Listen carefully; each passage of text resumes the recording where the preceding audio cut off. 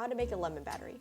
You'll need a lemon, galvanized nails, copper nails, a voltmeter that works.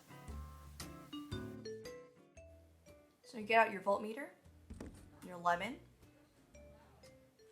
and you get your copper nails, your galvanized nails.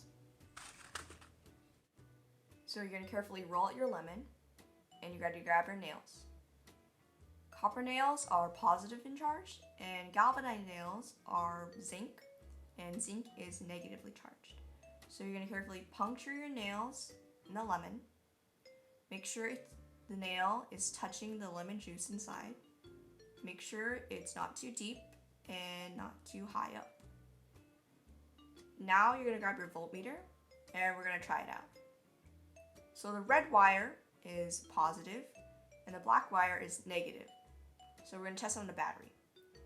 So this battery has potential energy of 1.49 volts. Now we're going to try the voltmeter on the lemon.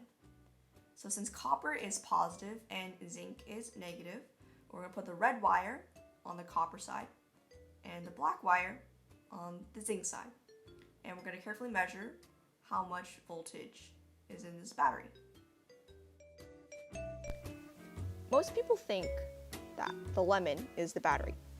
It is in fact not. The lemon is just a component of the electrochemical cell, aka the battery.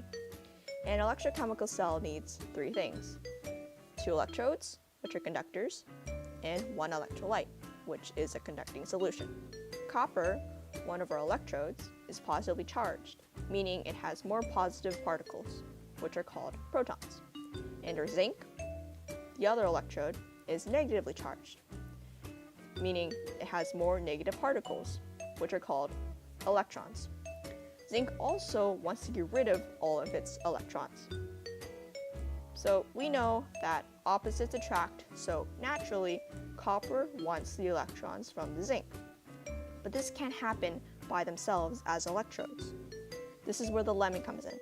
The lemon, our electrolyte, is able to conduct copper's attraction to zinc's electrons, letting the electrons flow. And the flowing of electrons is the definition of electricity. So there you have it. You made electricity with a lemon. So the lemon battery should produce approximately 0.9 volts. The objective of making a lemon battery was to demonstrate how electrons and protons attraction can create electricity. Some real-life applications of protons and electrons creating electricity are regular batteries, like Energizer, or anything that produces electricity, like hydro dams. Well, you've reached the end of this video. Hopefully you learned how lemon batteries work. Just remember that lemons aren't the battery. It's just an electrolyte conducting the electrons flow. Anyways, thanks for watching.